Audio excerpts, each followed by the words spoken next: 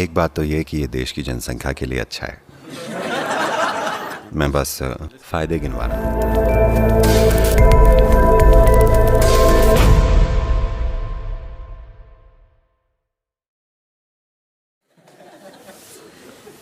ब्रह्मचर्य क्यों? पहले तो ब्रह्मचर्य है क्या? ब्रह्मन मतलब जो परम है या ईश्वर, चर्य मतलब मार्ग। जो परम के मार्ग पर है या जो ईश्वर के रास्ते पर है, एक ब्रह्मचारी है। जो ईश्वर के रास्ते पर है का मतलब है, देखिए, आखिरकार हर कोई आनंद की खोज में है ना? जाने या अनजाने में, हाँ या ना? हाँ, क्योंकि आपको आनंद नहीं मिला तो आपने सुख से काम चला लिया। सुख आनंद नहीं है। सुख बस आनंद की परछाई भर है। ये सुंदर है, लेकिन ये बहुत सीमित है। जब भी आप खुद को सुख में लगाते हैं, अगर आपको सुख लेना है तो सुख के लिए आपको किसी इंसान की या किसी चीज की जरूरत पड़ती है कि नहीं? Yes. जितना आप सुख की गहराई में जाते हैं, उतनी ही गहराई से आप उस इंसान या उस चीज से बंध जाते हैं। हाँ, मान लीजिए ये चीज या ये व्यक्ति आपसे ले लिया जाए तो आप टूट जाएंगे, है कि नहीं? अगर आपका सुख के साथ बड़ा गहरा जुड़ाव है तो वो चीज या वो इंसान जिससे आपको सुख मिलता है आपसे ले ली जाए तो आप टूट नहीं जाते। तो आपका अस्तित्व एक बड़ा बंधन बन जाता है। बंधन कोई ऐसी चीज नहीं है जिसका कोई मजा लेता है। आपके अंदर कुछ ऐसा है जो हमेशा हर एक बंधन से मुक्त हो जाना चाहता है ना? लेकिन अगर आप सुख खोजने में लग गए तो आप खुशी खुशी अपने आप ही ऐसी सीमाएं बना रहे हैं जिन्हें आप पार नहीं कर सकते। बुरी लगने वाली सीमाओं को आप तोड़ सकते हैं, है कि नहीं? अच्छी लगने वाली सीमाओं को आप नहीं तोड़ सकते, है ना? अपनी बहुत सारी जंजीरों पर आपने सोने का पानी चढ़ा रखा है और आप उन्हें गहनों की तरह पहनते हैं कि नहीं? अपनी सीमाओं का आप जश्न मनाते हैं। एक बार आप अपनी सीमाओं का जश्न मनाने लग गए तो फिर उनसे मुक्त होने का कोई रास्ता नहीं है। तो ब्रह्मचर्य का मतलब है कि आप ईश्वर के रास्ते पर हैं।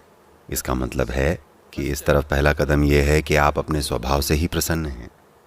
जब भी आप बहुत खुश या आनंदित होते हैं, आपने देखा है, ऐसा लगता है कि आपको किसी चीज़ की ज़रूरत नहीं है। हाँ? किसी एक दिन जब आप बहुत खुश होते हैं, अगर आप खाना ना खाएं, सोएं ना, कोई फ़र्क नहीं पड़ता, होता है ना? अगर आप ना खुश हैं तो हर चीज़ बढ़िया होनी चाहिए। आप दुनिया में हर चीज़ के बारे में शिकायत करते हैं, है कि नहीं? जब आप सच में आनंदित होते हैं तो देखिए, ये आपको मुक्त कर देता है। जब आप नाखुश होते हैं तो हर चीज़ महत्वपूर्ण होती है। हर चीज़ एक विशेष तरीके से होनी चाहिए। हर चीज़ के लिए आप शिकायत करते हैं। नाखुश लोग हमेशा शिकायत करते हैं। खुश लोगों के साथ काम करना, उनके साथ होना हमेशा आसान होता है, क्योंकि जब आप खुश होते हैं तो कुछ और मायने नहीं रखता, हर चीज़ लचीली होती है। तो आज़ादी किस में है? आनंद आज़ादी है या सुख आज़ादी है? साफ है, आनंद आज़ादी है कि नहीं? तो आप देख रहे हैं कि प्रसन्न कैसे रहा जाए। अगर आपने इसे बाहर ढूंढा तो आप अपने आप सुख खोजने वाले बन जाएंगे। आनंद का स्रोत तो वैसे भी आपके अंदर है। जब भी आप खुश थे तो खुशी आपके अंदर महसूस हुई थी या ये बाहर से आप पर बरसी थी?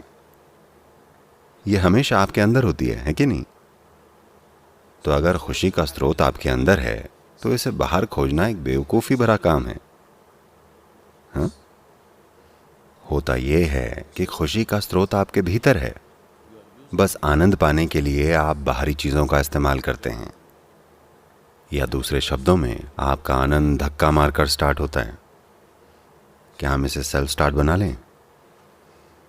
आपको नहीं चाहिए। अगर आपने अपने आनंद को सेल्फ स्टार्ट बना लिया है तब आप एक ब्रह्मचारी हैं। अब आप ईश्वर के रास्ते पर हैं। आप अपने स्वभाव से ही आनंदित हैं। क्या यहाँ के सारे ब्रह्मचारी ऐसे बन गए हैं? हो सकता है नहीं, लेकिन इरादा यही है। वो इस तरफ काम कर रहे हैं। इस तरफ काम करने के लिए आपको एक स्थान और समय चाहिए होता है, आपका अपना, जिसमें आपको अपने जीवन में दूसरी चीज़ें हैंडल न करनी पड़ें। इसलिए उन्होंने जीवन जीने का एक ख़ास तरीका चुना है। अभी कल हम लोग ऊपर पहाड़ पर गए थे। सिर्फ अपने शरीर का भार लेकर ऊपर चढ़ने में आप में से कई लोगों के पैर कांपने लगे थे, है कि नहीं? मान लीजिए आप अपने कंधे पर 4 लोगों को बैठाकर ऊपर चढ़ना चाहते हैं। आप में से कितने लोग ऊपर पहुंच पाएंगे? आप में से ज्यादातर नहीं पहुंच पाएंगे, है कि नहीं? इसीलिए ब्रह्मचर्य। आप समझे? आप बहुत ऊंची चोटी पर चढ़ने की तैयारी कर रहे हैं। अगर आपके पास 10 लोगों को कंधे पर लेकर चढ़ने की ताकत होती तो ये शानदार बात होती, लेकिन ऐसे लोग हमें बहुत कम ही मिलते हैं। अकेले चलना बेहतर होता है, इसलिए वो अकेले चलते हैं। अभी आपकी समस्या ये है कि जब तक आप 14 के हुए, आपकी बुद्धि हार्मोन्स ने हर ली, इतनी ज़्यादा कि आप समझ ही नहीं पाते या ये मान ही नहीं पाते कि इनसे मुक्त कैसे होना है। कोई यहाँ बस बैठे बैठे खुश रह सकता है। उन्हें शादी करने की ज़रूरत नहीं है, उन्हें आदमी औरत के पीछे भागने की ज़रूरत नहीं है, उन्हें ऐसा या वैसा करने की ज़रूरत नहीं है। वो बस जीवन में साधारण चीज़ें करके खुश हैं, आपसे ज़्यादा आनंदित हैं, आपसे ज़्यादा तीव्र हैं। तो क्या इसका मतलब है कि आप सबको ब्रह्मचारी बन जाना चाहिए? नहीं, आप सभी को अंदर से ब्रह्मचारी बनना चाहिए। In terms of lifestyle, not necessarily. Brahmacharya does not mean just celibacy. जीवन शैली के मामले में वो जरूरी नहीं है। ब्रह्मचर्य का मतलब सिर्फ कुंवारा रहना नहीं है, ठीक है?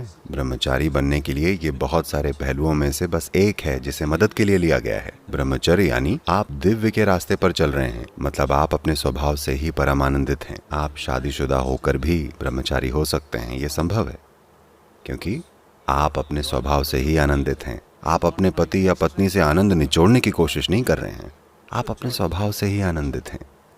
ये ऐसे ही होना चाहिए। पूरे संसार को ब्रह्मचारी होना चाहिए, है कि नहीं? हर किसी को अपने स्वभाव से आनंदित रहना चाहिए। अगर 2 लोग मिलते हैं तो ये खुशी बांटने के लिए होना चाहिए, न कि एक दूसरे से खुशी ऐंठने के लिए, है कि नहीं? तो जिन्होंने ये फैसला लिया है कि उन्हें किसी दूसरे से खुशी नहीं ऐंठनी है, बल्कि उन्हें अपने ही भीतर की खुशी का स्रोत पाना है, उन्होंने ब्रह्मचर्य ले लिया है। और एक खास व्यवस्था क्यों बनाई गई है? उन्हें सिर्फ उनके आत्मज्ञान के लिए नहीं अपनाया गया है। अगर ये सिर्फ उनके आत्मज्ञान की बात होती तो हम कितने ही दूसरे तरीकों से ऐसा कर सकते थे। आप में से कितनों ने आम खाया है? आपने आम खाया है? हाँ, आपने आम खाया है? नहीं? आप में से कितनों ने आम का पेड़ लगाया है? देखा, केवल 10 लोगों ने आम का पेड़ लगाया है, पर आम खाया सबने है। ऐसा सिर्फ इसलिए क्योंकि लगातार हर पीढ़ी में वो 10 लोग आम के पेड़ लगा रहे हैं और सब लोग खा रहे हैं, है ना? तो आध्यात्मिक मार्ग को पूरी ईमानदारी के साथ जारी रखने के लिए ब्रह्मचारियों की ज़रूरत है। ब्रह्मचारी का मतलब है कि हम उन्हें इस तरह से रख रहे हैं कि उनकी ऊर्जाएं ढीली हैं, लचीली हैं। हम उनसे कुछ भी बना सकते हैं, मतलब कुछ भी बना सकते हैं। मैं 10 ब्रह्मचारियों को एक में मिला सकता हूँ और 10 ब्रह्मचारियों से एक बहुत बड़ा इंसान बना सकता हूँ, एक बहुत बड़ी शक्ति। हमने उनकी ऊर्जाएं ढीली रखी हैं, उनका कोई व्यक्तित्व नहीं है। आप उन्हें जैसे भी मोड़ें वो वैसे ही बन जाएंगे। देखिए, अगर हम एक उदाहरण लें तो आप एक मिट्टी के बर्तन की तरह हैं। आप एक कार्मिक बर्तन जैसे हैं। कुछ विशेष कर्मों ने, विशेष प्रभावों ने आपको एक विशेष रूप दिया है। हाँ? जीवन की प्रक्रिया के साथ अब आप एक विशेष प्रकार के इंसान बन गए हैं। जब आप बच्चे थे तो ये काफ़ी लचीला था, जब आप युवा थे तब ये थोड़ा कड़ा हो गया, जब तक आप वयस्क होते हैं ये बिल्कुल कड़ा हो जाता है। ये ऐसा है जैसे हम देख सकते हैं कि बर्तन धीरे धीरे जीवन की प्रक्रिया के साथ पक रहा है। अब जब तक आप बूढ़े होंगे तब तक ये पूरी तरह से सख्त रूप होगा। अगर आपने इसके साथ कुछ भी किया तो ये टूट जाएगा। देखिए, अभी यहाँ एक पका हुआ बर्तन है, अगर आप इसका आकार बदलने की कोशिश करें तो ये केवल टुकड़े टुकड़े ही होगा, है कि नहीं? लेकिन जब ये पका नहीं था तब आप आसानी से इसको मोड़कर कुछ भी बना सकते थे। आपने 10 कच्चे बर्तन बनाए, कल आपको ये अच्छे नहीं लगे तो आप इन सबको एक साथ जोड़कर एक बड़ा बर्तन बना सकते हैं, है कि नहीं? अब हम पके हुओं को कच्चा बना रहे हैं। हम उन्हें उस अवस्था तक कच्चा बना रहे हैं जहां वो बहुत लचीले हो जाएं। हम उन्हें कोई भी आकार, कोई भी रूप दे सकते हैं। तो ब्रह्मचारी उस तरफ काम कर रहे हैं।